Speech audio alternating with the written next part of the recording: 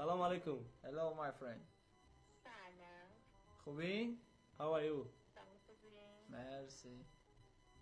I am good. ما از تاجیکستان هستیم. یه آهنگ می‌ذارم که دخترم. آره. دختران ایران هستین؟ بله. اسم دختر چیه؟ ستاره. ستاره دختر خودتی؟ بله. دخترتو به من نمیدی؟ تو واسه دختر من چی کار می‌کنی که من دخترمو من خانه ماشین با تیلوش در جای شما چی میتقلیم؟ چی؟ همون خلاص هست. بس هم قدر خانه ماشین تیلاواری.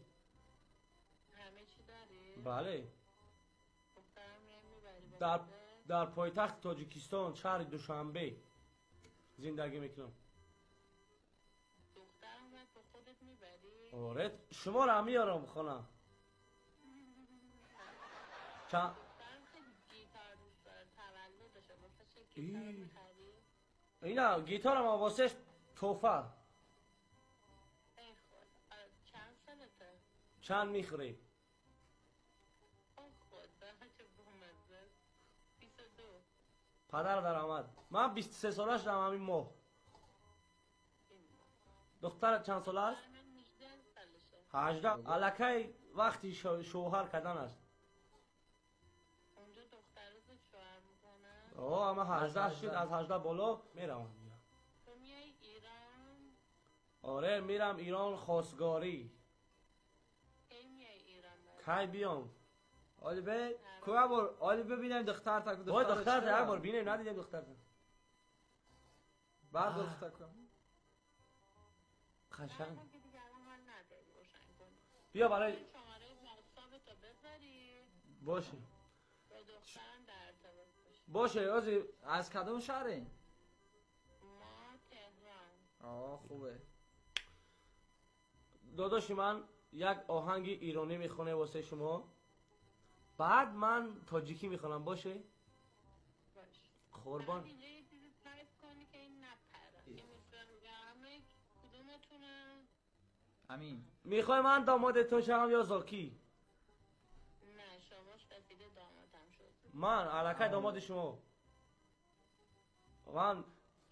من فردا به ایران میرم. تمام. از دست من میری، از دست تو میرم، تا زنده میمونی منم که میمیرم.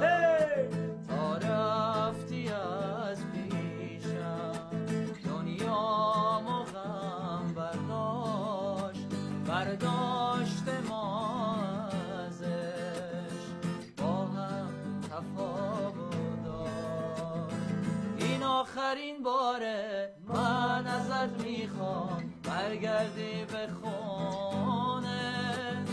این آخرین باره من ازت میخوام عاقل شی دیوونه.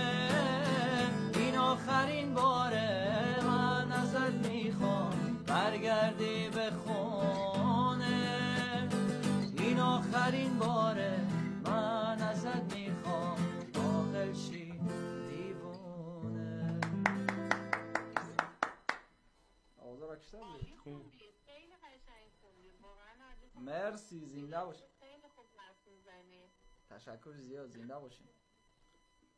گم زنه خیلی خالص هم بخون. بخونم یک آهنگ تاجیکی. ای در کوچه صدای نم